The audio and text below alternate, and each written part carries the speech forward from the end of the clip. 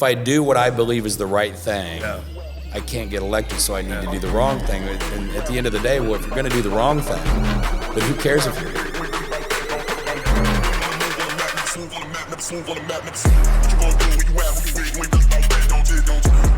You're a former military background. You've got a business ownership. You're a really bold, outspoken guy. You say what you believe and believe what you say, and I respect that.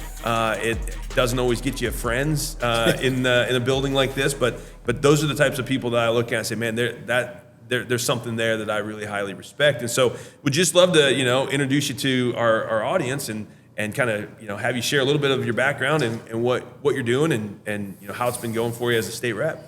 Okay, well, thanks for having me on. Background, I can give you the little 30-second stump of grew up in Mooresville, Waverly, Indiana, which is part of Mooresville. Yep. We are the Waverly River Rats. There's a story behind that. Is that the actual official mascot of my dad actually was in Waverly. Okay. And it's when Mooresville was in the newbie gym, and it was a small school, and it was their I don't know if it was a basketball team or a team, and they needed a mascot. And so the Waverly River Rats was something that the kids came up with, and it's kind of stuck to this day. It's not, I wouldn't say it's an official, but everybody from Waverly knows that. It's kind of one of those things like being a Marine. A lot of our Marine Corps names were given to us as a derogatory thing, and we've kept them with pride. Yeah, Jarhead and Devil Dog, which was given. There's controversy if the Germans gave that to us in the Battle of Belleau Wood, but I'll take it. Yeah, you wear it as a badge of honor. Yeah, Dogs from Hell or the Devil Dog. Yeah. So grew up there and went to Mooresville, graduated from Mooresville, small town, which I love. It's still pretty much a small town today. I moved back there after the military, went to Hanover College, and was commissioned in the Marine Corps on May 25th, 1991. And our guest, this has nothing to do with anything, but Dave Thomas was our speaker at the for graduation. Wendy's? For Wendy's, yeah. The Dave Thomas. Dave Thomas. The Frosties guy?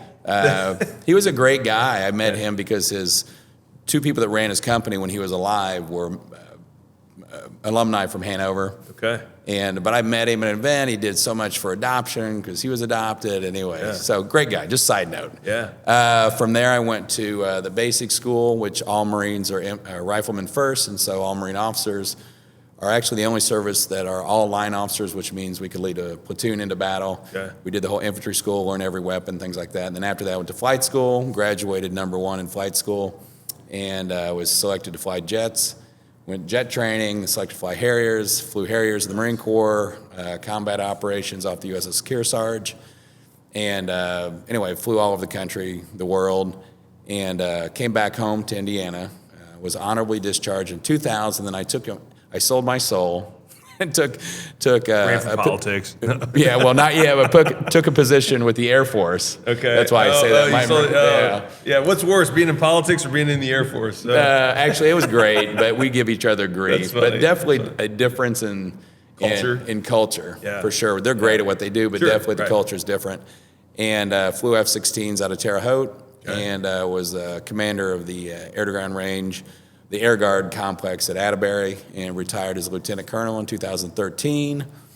Took a position with the NRA at that point. I was the NRA field rep for Indiana for the non-for-profit side, which is mostly raising money and grants for youth national shooting programs for kids and sporting competitions and ranges and school protection stuff, school shield program, things like that. And and I did a lot of fundraising. Took Indiana from 37 to #1 in the country, which we still are today in fundraising for the NRA. Left there and did some consulting with Rocky Mountain Elk. I was a program manager for the Trident missile system for a subprime contractor down at Crane for the Columbia Dreadnought upgrade. And then I was asked to run. I took one of those little tests. I had a friend of mine from high school, libertarian, that said, hey, take this test. Hey, you're a libertarian, run for this office. And so I did run, but obviously not as a libertarian, and won. And when was that? 2021 or 2, I guess. Okay. And I didn't know whether I'd like politics or not. I love still fighting for stuff. I love being back in the fight. It's a weird culture for me. Sure. because I came from a small town. I came from in the country where I had ourselves, both grandparents, aunt, great aunt, little farm. They could all spank me if I was bad. You were taught manners and respect and yes sir, no ma'am. Then the time in the Marine Corps and the military and even NRA was very much like that as a big family too. And then I come to politics, and where I see people who you think are on your team and may not be on your team, or we'll just say some not the manners I'm used to, and it's just a different world. I think it's important work done, but it's just it's a different culture for me. It's like I equate it to middle school all over again. Yeah. Like I feel like it's adults that just never got past middle school, and so it's like, you know, if you sit at the wrong table in the lunchroom, you're ousted by a crowd. If you look at somebody or show up at somebody else's party, you know, and you weren't supposed to because they were the uncool kid, then you're uncool. I guess I want to piggyback off that. One of the things that I've noticed this session is that, Republicans in general, we don't have each other's six, right? Like in the military, it's a big deal to have the six of your brothers. Who's going to go to the corner with you? Right, exactly. Right, yeah. And you don't leave a man behind, right? You will run into bullets to get a man out. But here in the world of politics, and you've got such I would say, the perfect resume for somebody to go into politics. You served your country honorably. You led units in the military. You were, well equipped to fly jets. I mean, like you obviously had to be top in your class to be able to do something like that.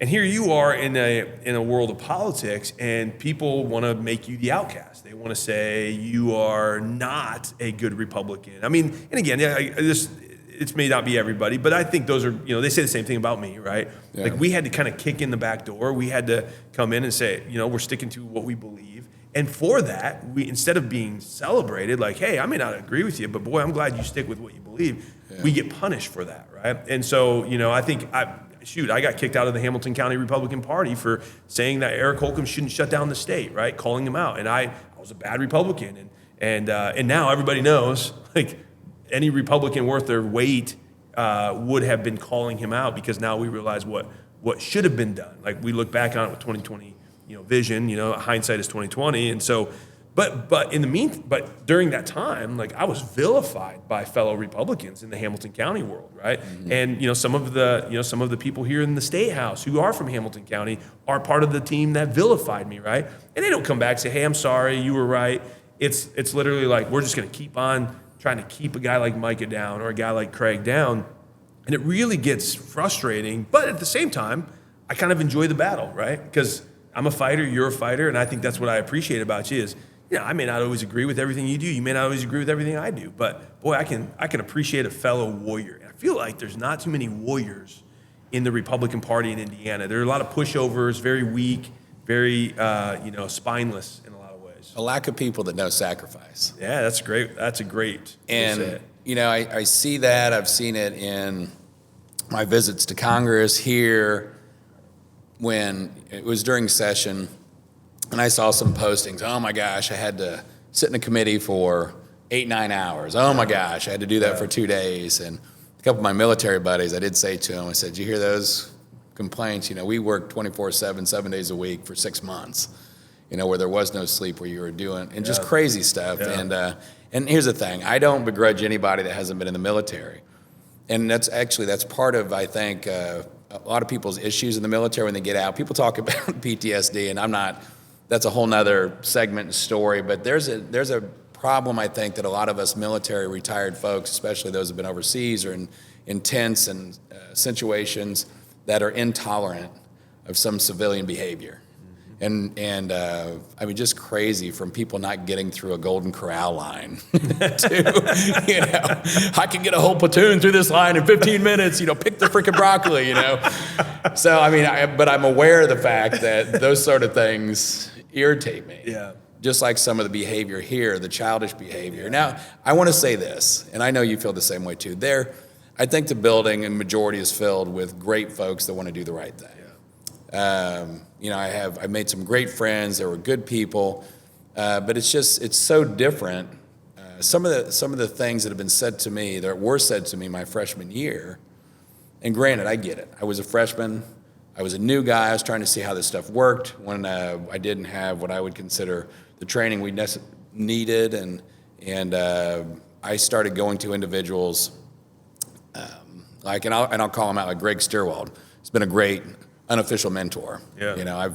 He's been great. And I called out a lot of folks like him. Well, I don't know how this works, so I'm going to go find out somebody who knows how it works and kind of learn myself, because they really don't teach you what to do down here.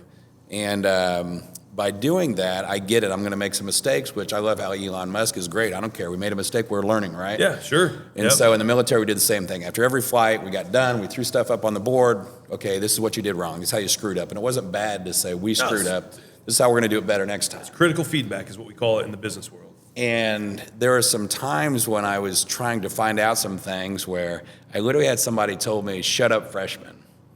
And oh, by the way, this was a person who's been here a little while, but it's probably 20 years my junior. And I don't usually pull the I'm a retired colonel thing, but I did pull the I'm a retired colonel. Don't speak to me that way. Yeah.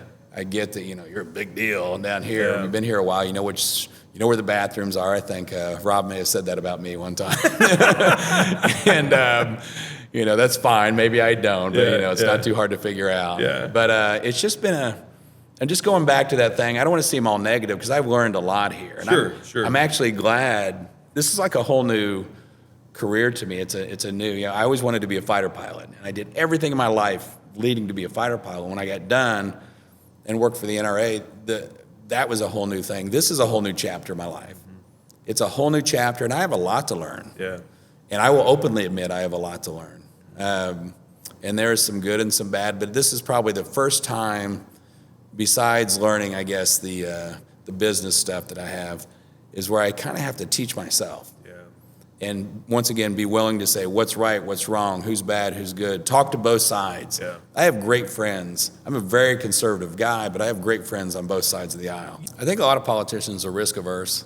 Yeah. I mean, on both sides. Obviously, I see it more on our side, because it's always about, well, if I do that, I can't get elected again. If I do that, if I can't do what I believe is, what I'm hearing is, if I do what I believe is the right thing, I can't get elected, so I need to do the wrong thing. And at the end of the day, well, if you're going to do the wrong thing, then who cares if you're here? That's right. Yeah. I had voted, I think in my second year, quite a bit against the caucus. And this is not anti-Republican or anti-Democrat or whatever, but when I perceive things to be unconstitutional, to me that matters. Yeah. My 8 friends who died that I served with, it mattered to them. And there was speaking of not worrying about getting elected, and I won't say who it was, but this was the whole Kinsey Institute thing. Oh, yeah. Yeah. And I was having a talk with a certain individual, and the other individual they were talking about was right next to me. And they said, well, you don't understand, Craig, that it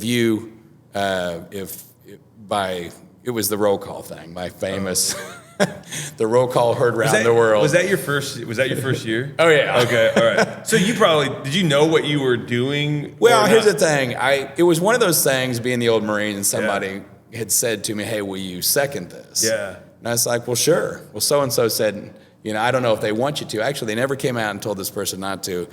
And I said, well, heck, I'll put my name on anything. I don't care. Now, do I think roll calls are valid and necessary? Not really. I mean, because it's more of a political tool, right? You want to get somebody on record so you can take a picture of that vote, and then they could use it against you or whatever. But at the end of the day, I don't care. Yeah. Use it against me. If I believe in it, that's why I'm voting for it. Yeah. And the Kinsey Institute is the institute at IU that pushes pedophilia and sexual just wickedness and evil into our culture. Well, you can read his own book. I love it when they say that, and we're getting off topic a little bit, when they say you can't prove it. Just read his own book. Oh, dude, anyone who wants to try to defend him, I was like, you can die on that hill every single day, and you will die on that hill every single day, because that's a hill that you can't defend. And I'm kind of hoping this, another controversial thing, the changing of the board members in IU. Oh, yeah. Kind of hoping this will make a difference. But what that leadership said to me was like, you don't understand. If we make people vote like that, this individual who was standing next to me might not get elected. And I said, well, if it's the choice between protecting kids and this individual, I might have used a little Marine language and said, screw that individual. I don't really care. Yeah. great guy. That's awesome. But at the end of the day, you don't want me to protect them because you want this person reelected. And that really doesn't jive with my entire life experience of what I've been taught.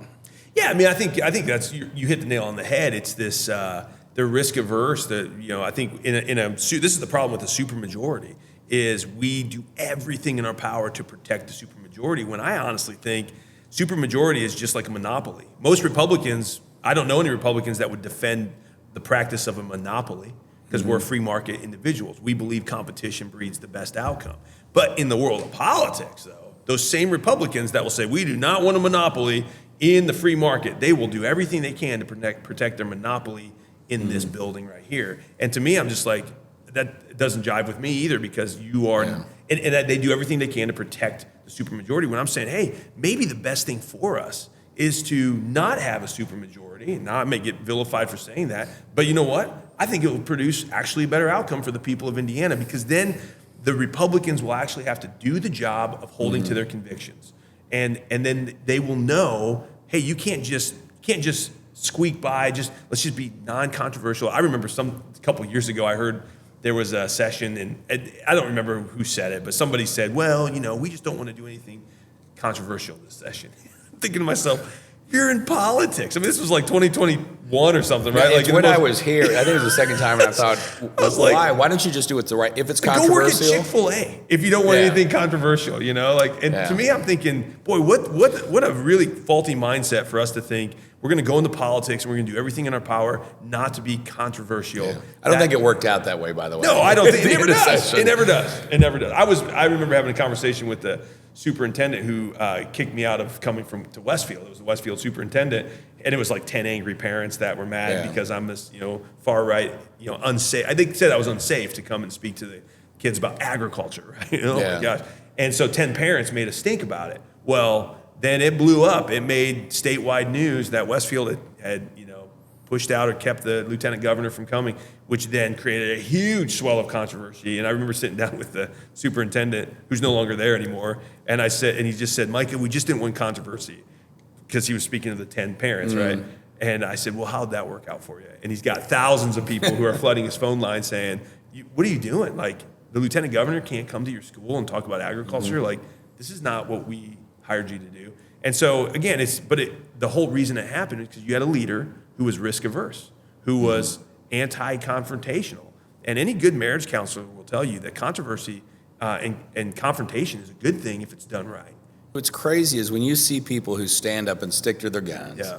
I think you just mentioned Chick-fil-A. Yeah. Look at Chick-fil-A. Yeah. And I get it, some people are mad about some stuff, but at the core of that thought is Chick-fil-A, when they stuck to their guns, they would go to a new city like New York when they opened that one. I think it was on Fox and Friends or something.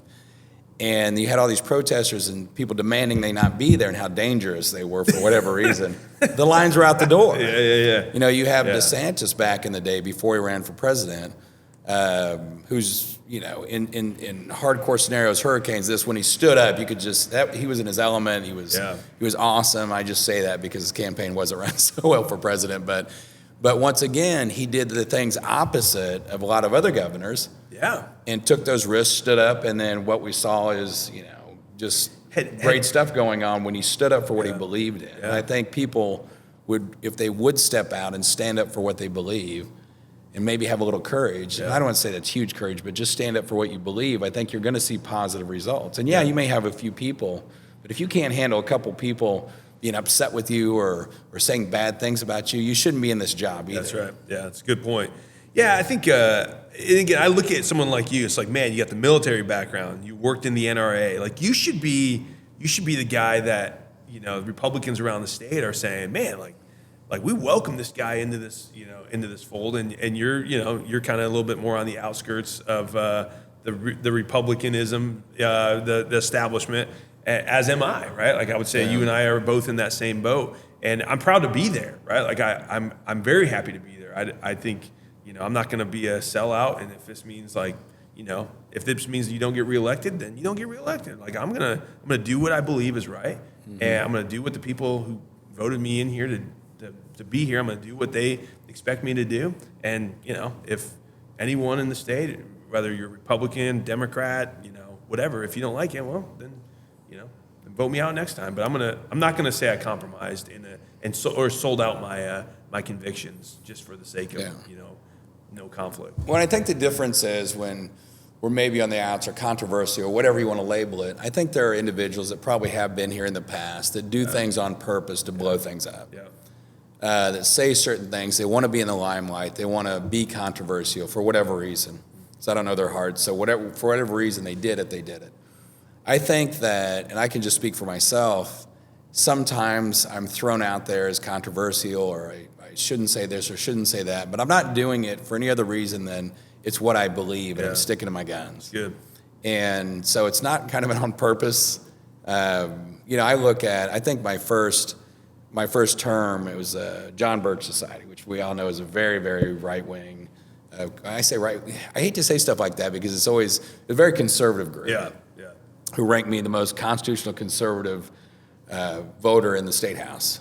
But at the same time, I probably have one of the highest numbers of bipartisan bills working with Democrats on the other side, because I truly am sick and tired of this us or them mentality. Mm-hmm.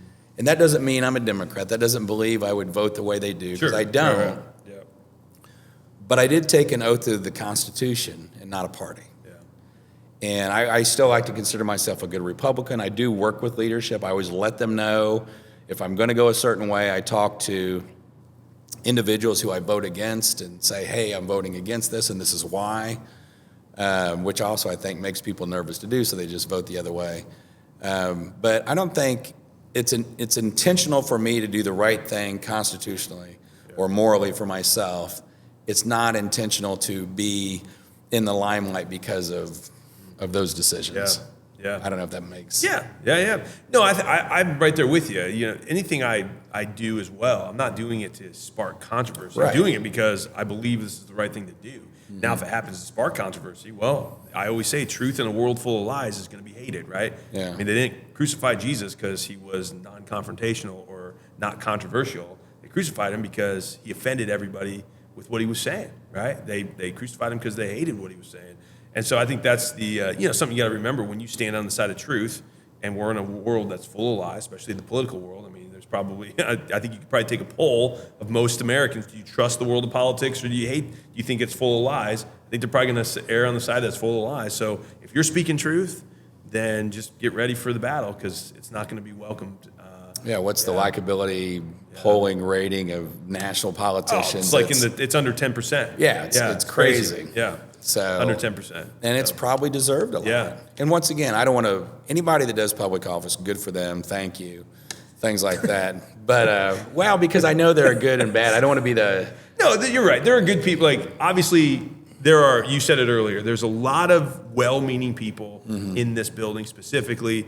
It's just, I think, collectively, when I'm speaking, I'm calling out the collective. Collectively, gosh, we just don't have the courage that I would that I look at, like when I see a collective group of Marines running into Fallujah, right? Like collectively, like there's courage. Like, that's a different group, right? I say politicians are a true representation of the population. Of the people. And take that however you will. It's not encouraging. Right? So, but my whole life was a career with people that had very similar beliefs and convictions and just characteristics that you can instantly throw us in a room, and most of us would mesh because we believed in that common cause, and then we knew sacrifice, and we lost people. And there's something just to be said for when you bond with people over stress and death and things like that. And that's why this is just such a different world. I think that the work done here is just as important as me being on a battlefield. Oh yeah. I mean, if not more, you're defending liberty, right? You're defending liberty. Well, yeah. I mean, you're that pointy in the spear that is used as a last resort, and that most of us in the military didn't want to be used. When you're young, you want to, I want to be in war. I don't want to, just like all the movies. Well, it's not like the movies, and it's one of those things where we abhor war and going to war and all the horrible things that come with it. But we'll be the first to say we need to be ready.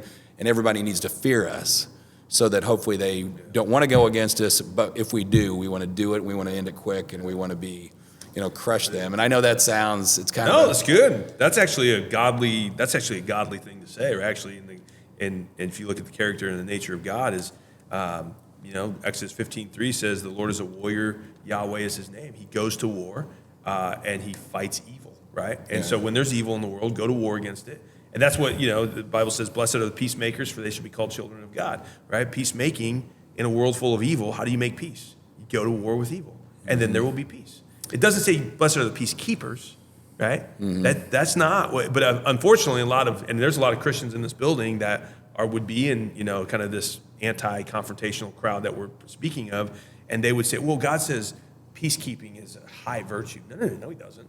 Not peacekeeping, peacemaking, right? Big difference.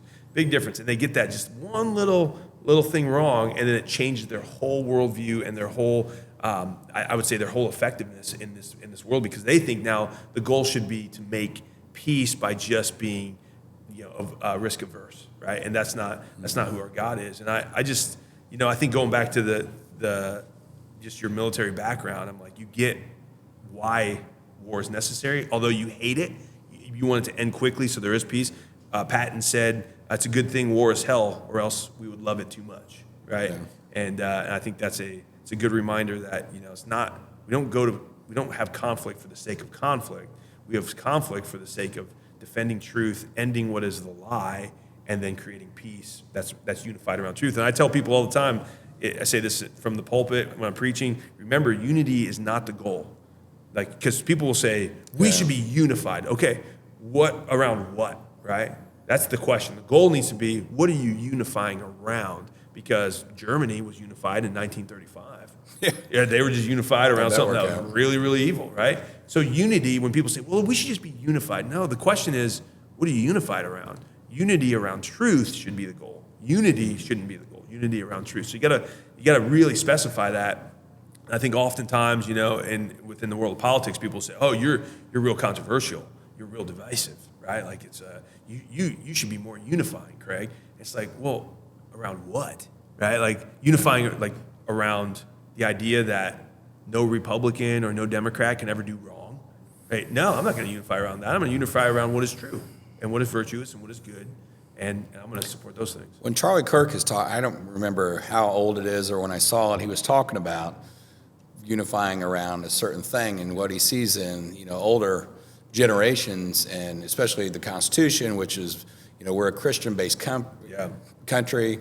There's many parallel references in the Constitution. You probably know the exact number, but there's a number out there. Yeah. You pastors are always great at throwing exactly. I know the idea, the chapter verse. There's a lot of quotes Right, and so you have all that, and you said what the difference is, especially in Gen Z, when they, there are a lot of atheists or not religious or not Christian, but they do believe in something. You may have seen this where to be unified, we have to be unified. To your point, we were unified in the past as a Christian-based country in morality. Yeah, morality. Well, if you don't believe in God, or you're less religious, or you don't go to church, this is the whole separation of church and state, and that's a whole other thing. But the thing is, you do need religion, because the religion of not having religion, then you lose the morality part of it. You can't be a-religious. People want to say, well, we should just be a non-religious country. You can't. It's impossible. Religion is just faith. Your faith in what you believe is right. Yeah, so if you don't have this core compass that leads you toward the good things, who's to say this is bad or this or bad or this is bad? And so